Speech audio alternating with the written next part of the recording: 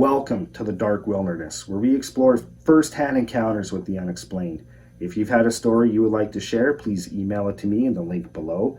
If you like today's story, please gently slap that like button, and I'll be uploading 3 to 5 times every week. So reel in that subscribe button so you don't miss out on any future content.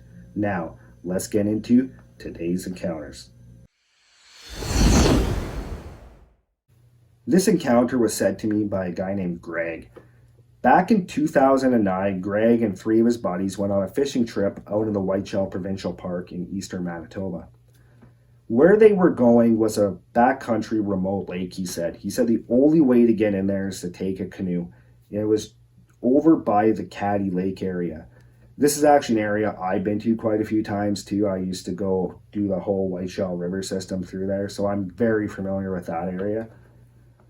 But he was telling me that on this trip, they were gone for 4 days. He said they got out there, it was nighttime. They did the whole route to where they were going to camp in the dark. So they went through a first lake, second lake, third lake, and then they had to portage into this fourth lake. And there's a bit of a waterfall there, and it's pretty fast water. So they did that portage in the dark and loaded all their stuff back in their canoe, and they drove across the lake to this hill that flattens out at the top, and then there's another hill in behind it. He said they always camp on that second little plateau. So they set their camp up. They had a little bit of a fire, ate a little bit, got a couple of hours of sleep, woke up at the crack of dawn, and they were out on the water and they were fishing for the day. He said it was just an absolute phenomenal day of fishing. He said they caught just tons of walleye, bass, and crappie. He said they caught a few masters that day, so that's pretty awesome. So everything was good that day. They went back to camp. They had their fish fry, and they had a couple of beers, and they went to bed. Greg said the next day was kind of a rinse and repeat, the same thing as the day before, except this time when they were back at camp that evening, Greg wanted to call his wife. Well, back then in 2009, cell service, especially in that part of the province, is absolutely horrible.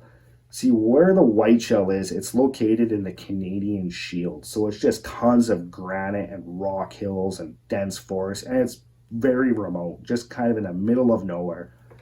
So Greg said where he was, he had been there a few times before, so he knew this one spot where he could go to get some cell service. But it was across the lake from where they were camped.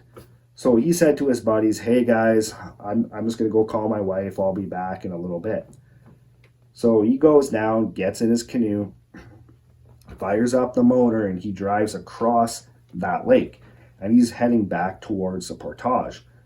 Greg said instead of pulling up right at the portage, because that's where that waterfall is and it's pretty fast, he actually stopped about 200 yards before that. There's a big rock wall and it comes out to a point, he said. So he pulled his canoe right up to that point. He said he pulled the canoe over, pulled it up on the rock, tied it off to a tree, and then he started heading up that hill. So he said he walks up this hill and he gets up to the top. And he said he pulls his phone out and he's holding it out, waving it around, kind of trying to get some service. And he said there's a bit of a ravine off in front of him. He said it's about a 15-foot ravine. And it kind of runs the same way he's looking. And it goes up higher on both sides. So he said as he's holding his phone out and he's looking for cell service, he says he catches a little bit of movement up in front of him. He said it was probably about 75, 80 yards away. Catches this movement coming out from behind this bush. So he's kind of trying to figure out what this thing is because it's pretty dark outside. It just sees a silhouette. So he said this thing comes out, stops right before that ravine, and he said it jumps across the ravine. He said it was like a kangaroo.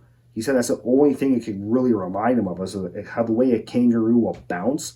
He said it just came out and then across this ravine.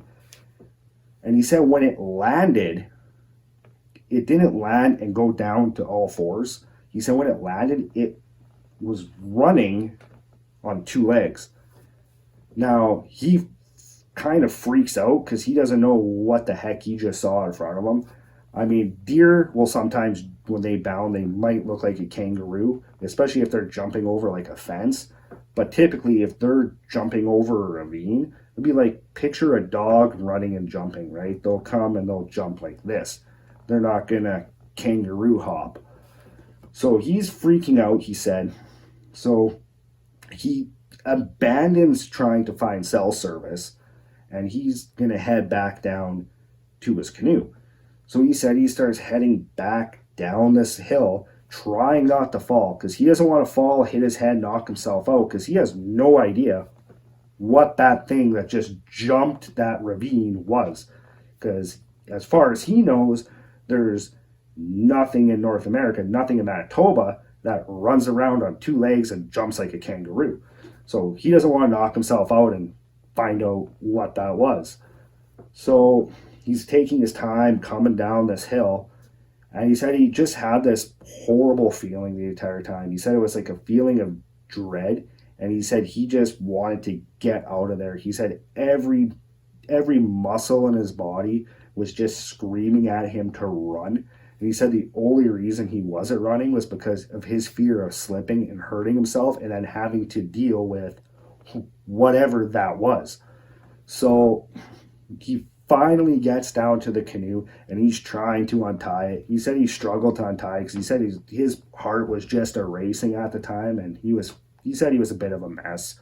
So he said he finally gets this untied, pushes the canoe off. He said he almost dumped the canoe in the process, pushes off with a paddle off the rock, fires the motor up, and then just beelines it right back to camp. He said when he got back to camp, his buddies knew something was up because he was a little shaky. But they asked him, "Hey, like, what's wrong with you, Greg? What happened? Something happened? You were gone for a while, now you're all shaky. What happened?" So Greg just told his buddies that, he just had a encounter with a bear that said he was walking up the hill and there was a berry bush and he startled the bear and it freaked him out. So his buddy said, "Oh, okay, all right, well, whatever." And they went back to drinking their beer. And Greg just actually went straight to bed. Now, Greg told me he's been back to that area many times. And he said before that he had been there countless times as well. He says one of his favorite places in the world. And he said every other time he's gone there, never had any issues, never had any sightings like that. He did say one time on that second lake, he had a very bizarre feeling like he was being watched on that lake, but that's quite a ways away. But Greg said that he has no idea what this thing was or what it could be. All he said is that it moved the way it jumped, reminded him of a kangaroo.